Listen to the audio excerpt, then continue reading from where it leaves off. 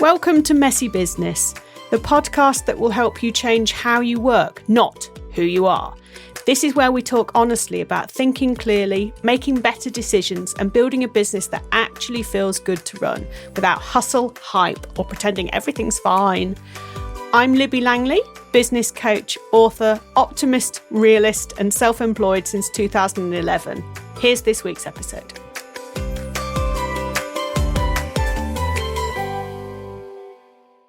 Hello there. Are you a smart person? Are you a smart business owner? I think you might be because you're here listening to this. Hello. Well, welcome to Messy Business. I'm Libby Langley, and I just want to say that being smart, being intelligent does not protect you from making some slightly odd business decisions. In fact, sometimes it can make it worse. It's a blessing and a curse. Have been a bit savvy, you know. As smart people, and you're a smart person, we can justify almost anything. We can build a really convincing case for something that is utter nonsense.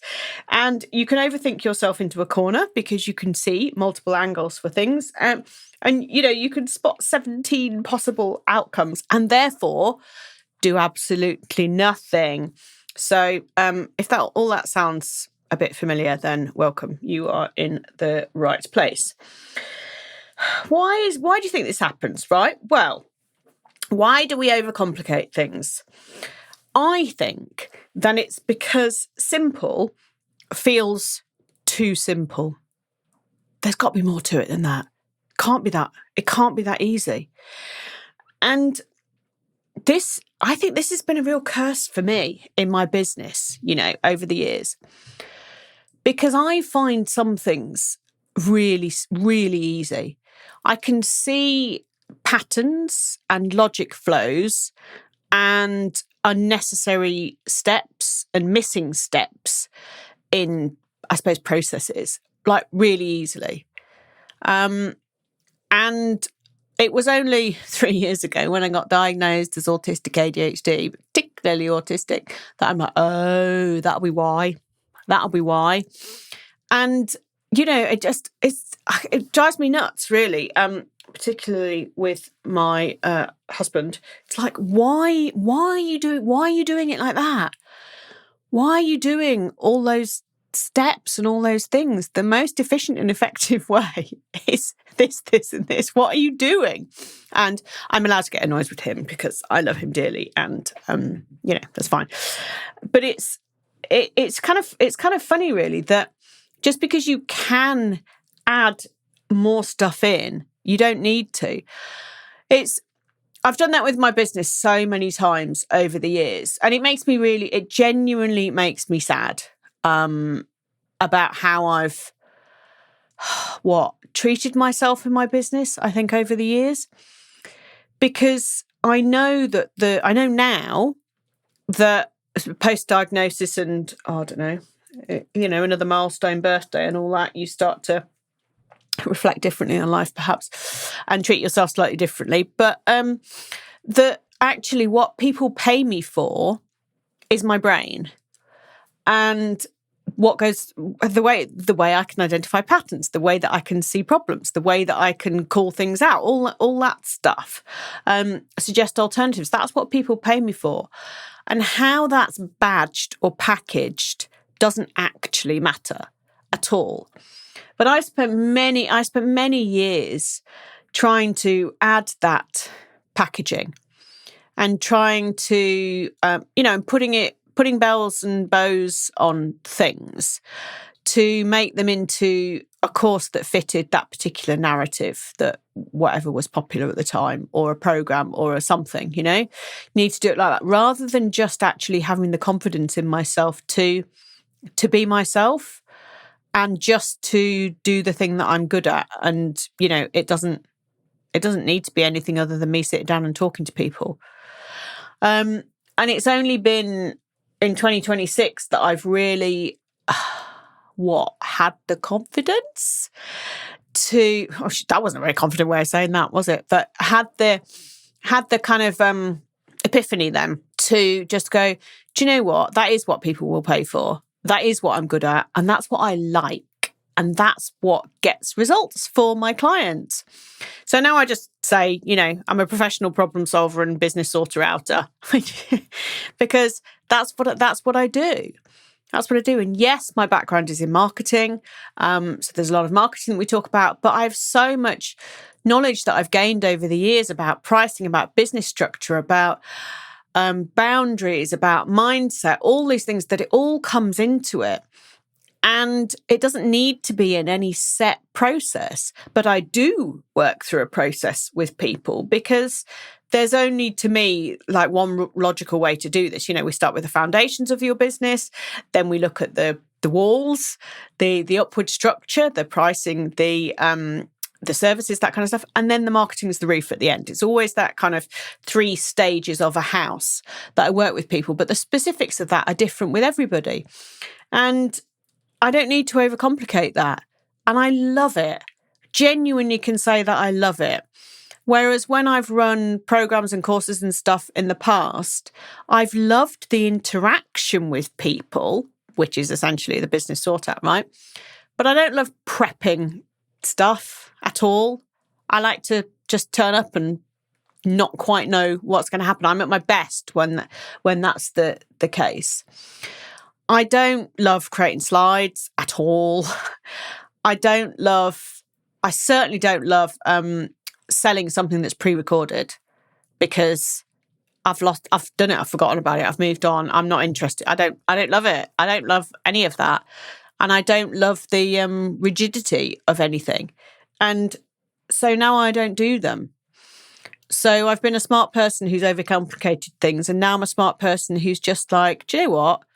If you listen to this podcast, or if you read my emails, or if you met me at an event and you think I can help you, then I'll help you.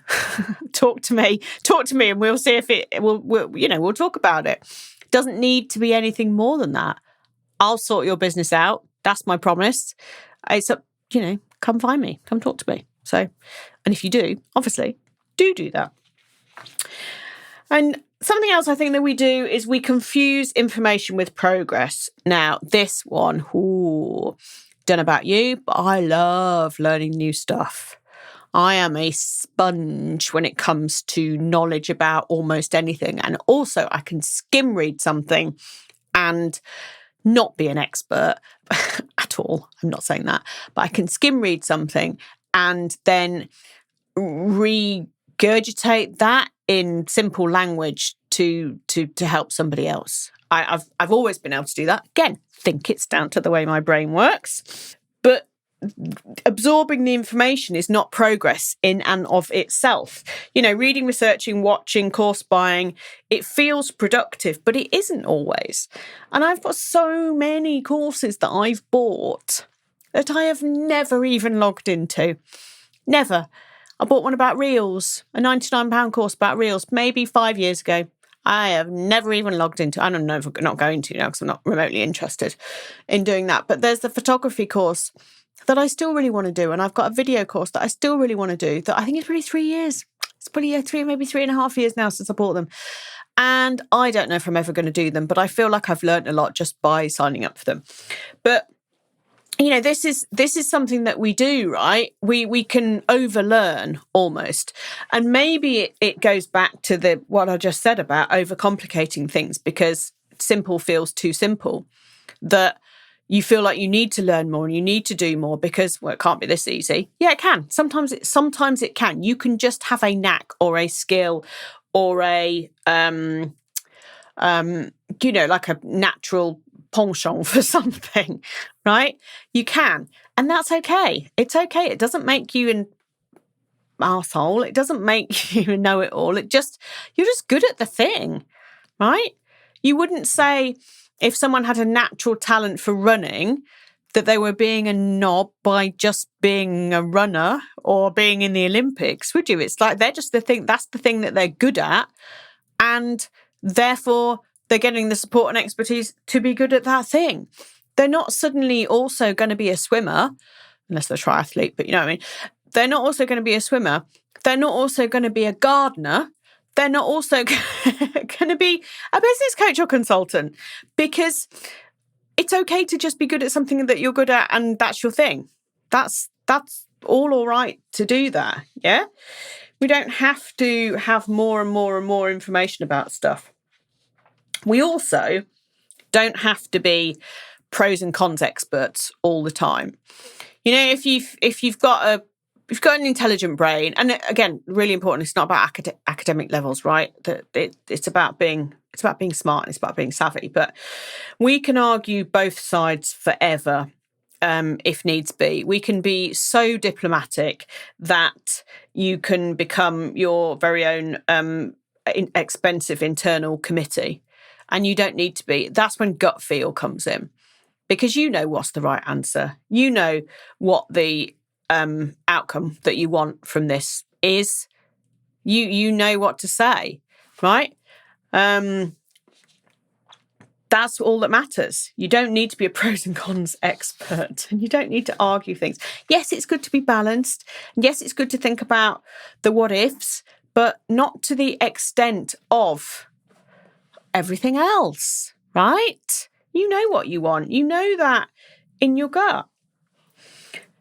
I imagine as well that you can spot opportunities everywhere. I certainly do that. I will go into any shop, any business, on any mode of transport, anything. And again, this is how my brain works, right? There are opportunities everywhere. I could make a business or improve a business in every business. Just from the simpler things, like maybe to walking into a reception space and thinking, well, why isn't that like that? And that can be a real curse sometimes, actually.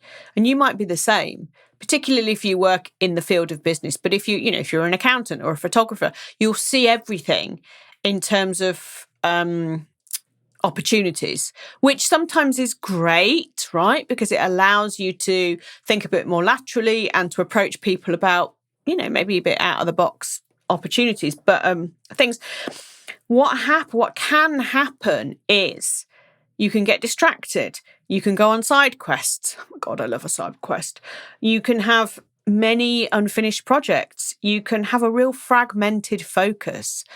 And that's quite dangerous. And I'll say this, I've said this many times, but I'll say it again. You do not need to monetize everything. Some things can just be. Some things you can just enjoy. Some things you can just notice. Yeah? You don't have to monetize everything. Just because you could, it doesn't mean that you need to. So I've only had one quite serious distraction like that this year. And I know it's only, at the time of recording, it's like not even halfway through the year. So, but reviewing theme parks, I know there's lots of people that do that, but I bought a web domain and was all set for doing it from an autistic, a neurodivergent point of view. And there's probably perhaps people who specialise in that. I know there's a lot of theme park reviewers out there, because I love theme parks, right? And I love reviewing things, even if it's only in my own mind. And like I said before, spotting the opportunities. Well, if this was like this, it would be much better. Yeah, I was going to do a whole side quest business on that. So I bought the domains, and thankfully can't be bothered, because it's really nice to just go to attractions and theme parks and stuff and just enjoy them. Not to have to document the journey, not to have to, work, not to have to monetize it. So you don't need to do it. But if there are any people who work in any theme parks or attractions listening, then oh my God, yes, I'll come.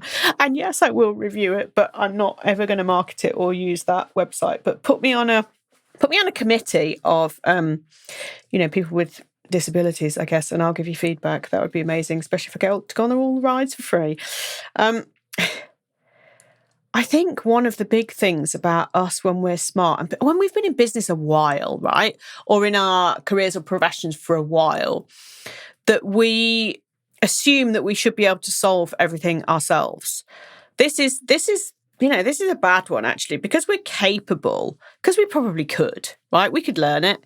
We could figure it out. We don't need to. Sometimes it's really just so empowering to not go down that road. And the The only one that I can think of, no, two. I can think of two that right from the start, I'm like, yeah, I'm not doing this, and not learning it. One was my tax returns and accounts and all that stuff. Right from day one, I've had an accountant. Never could do it. And I know I could do it, particularly with accounting software. I don't have a complicated infrastructure in my business. I don't want to. And yet accountancy is something that makes me really happy because it's tables of numbers and all that stuff. But I've never done it. And the other thing is to do with this podcast. I said to myself right from the start, I'm not going to do the audio editing.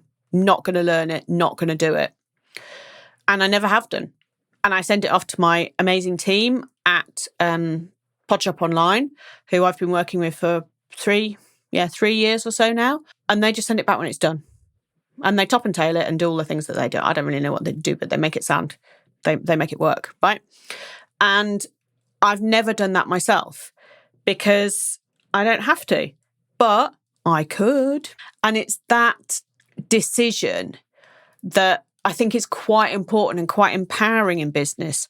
All of this stuff you can learn, all of this stuff you can, starting to be able to get AI to do quite a lot of things. But sometimes actually to just not do that is so empowering and so liberating that to have this team around you who actually know what they're doing and that's what they specialize in is really good and is really important. So, yeah, I suggest that you don't do everything because what it can do is it can create a kind of, an isolation bubble, which is never healthy. Delays, you've got this list of things that actually you probably don't want to do, but now you've created this thing that needs to be done, right? Poor decisions come out of that and unnecessary struggle. Why learn something else if you're not going to focus on it? You don't know why do you need to? You don't need to. You don't need to do that. Also my book as well, actually. I didn't attempt to typeset that or upload it into Amazon, into KDP. I got someone else to do that because that would have taken me ages. And yeah, again, could have done it, could have learned it, could have just followed the on-screen instructions. Didn't want to. Just didn't want to. And that was quite an expensive investment for me to do that. But yeah, never did that. So there's 3 things then. But other than that, I can't think of anything else, which is really bad, isn't it? In 15 years in business, I can only think of 3 things. They're pretty major. I mean, this podcast's pretty major and my accounts is pretty major. So just have a think about you. What can you solve yourself that actually maybe you don't need to? Maybe you can just know that you could if you put the time and energy in, but actually you're not going to. You're going to make the choice to give someone else a go. Yeah?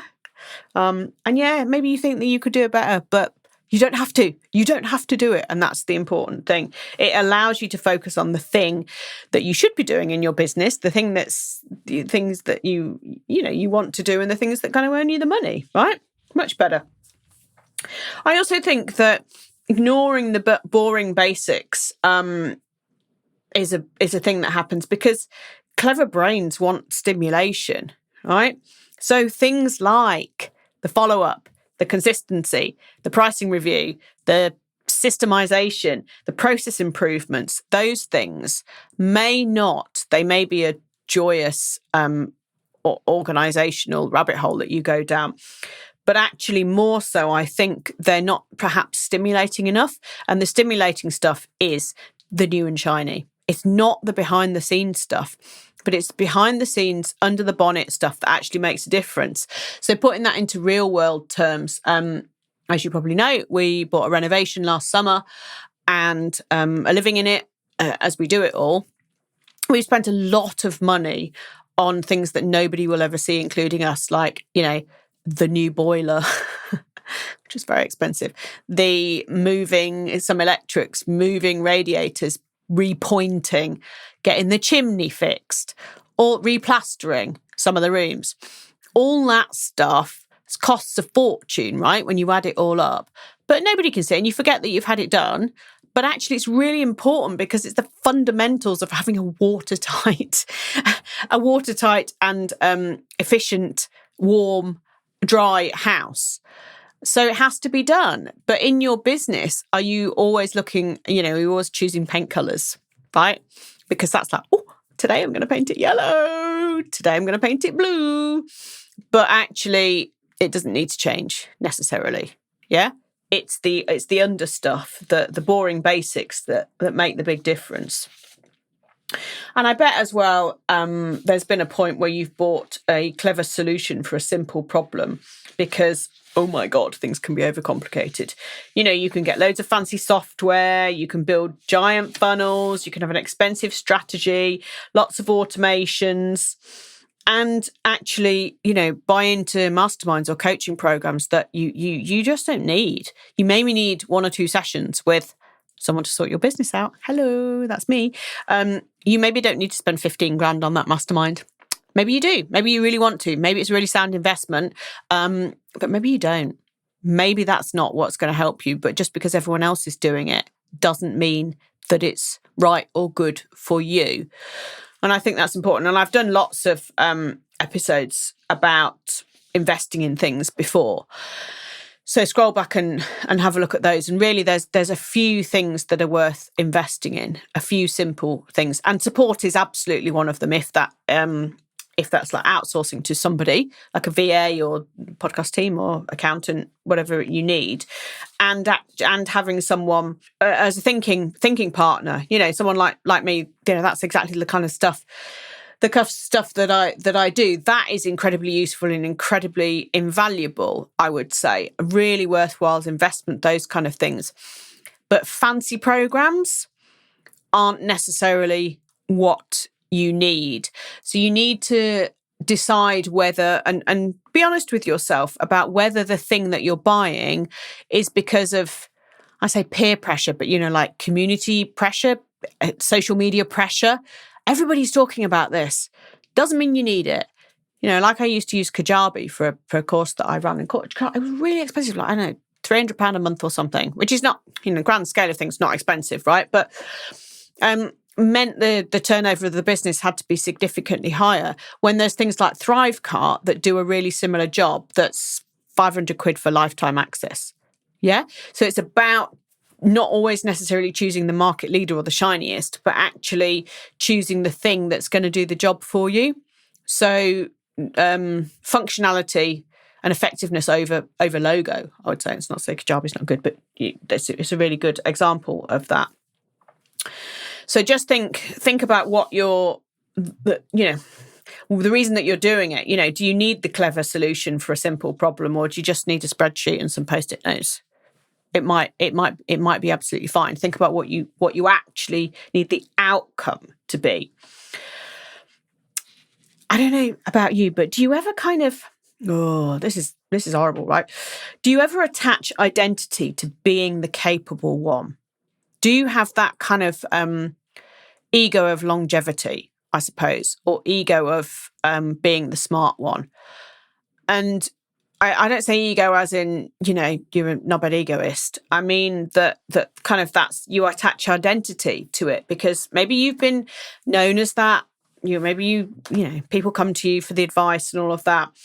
And it's quite tough sometimes because what it does, people know that you're the one who'll know, or know that you're the one who'll do the things, know that you're the one who'll rescue them, know that you're the one who'll answer the emails at midnight, know that, all of these things, right? You get known as being needed, knowledgeable, being able to rescue things. But if you don't set the boundaries around that or the pricing around that, that's going to absolutely wear you down. And because you're good at the thing, good at being able to give answers, good at being able to problem solve, good at being able to deal with situations, good in a crisis, whatever it is. All those are really brilliant attributes, but they have to be costed in. They have to be costed in. And I can solve so many business problems in like 10 minutes or so because there's common threads and common themes, and I'm really good at picking out the patterns that go with it. But that doesn't mean that I would only charge like £20 for a 15-minute session, because it's come from years of experience and years of training and years of trial and error and literally the way that my brain is wired. So yeah, all of that stuff makes a difference. And I really hope that you reward yourself for being you, because it does matter and it does make a difference. And the fact that you're so savvy and so smart is glorious, right? And allowing yourself to kind of just sit in the things that you're good at, or sit with the things that you're good at, is okay. And it can be really, really simple. It can be deliciously simple and straightforward. And that will allow it to breathe, or allow you to breathe, right? And to be more successful, whatever that means to you, but to be more successful, more profitable, and more respected in your field than you kind of ever dreamed possible. You need to just have the confidence to let go of all the other stuff and just let your smartness and intelligence shine through. And your skill and knowledge will win out. You don't need to add anything else to it. Okay. Oh, so good, so good. I know this is going to have helped you today. So do message me. And if you want to get emails from me, or I mentioned my book, actually, if you want to buy my book, you can get it. Go to my website, libbylangley.com/book, or just search for Life in Business, Libby Langley, on Amazon, and you'll be able to get it. But it's full of useful little tidbits like that on how you can change your business and help yourself enjoy your business more and be more profitable, because that's what it's all about at the end of the day. So if you want my emails, libbylangley.com/email. Sign up for those there. So I'll see you next time on another episode of Life in Business. Ta-ra! Thanks for joining me for another episode of Messy Business. If this episode made things feel a little clearer, come and tell me. I'm over on Instagram @LibbyLangley. Until next time, remember, you can change how you work without needing to change who you are.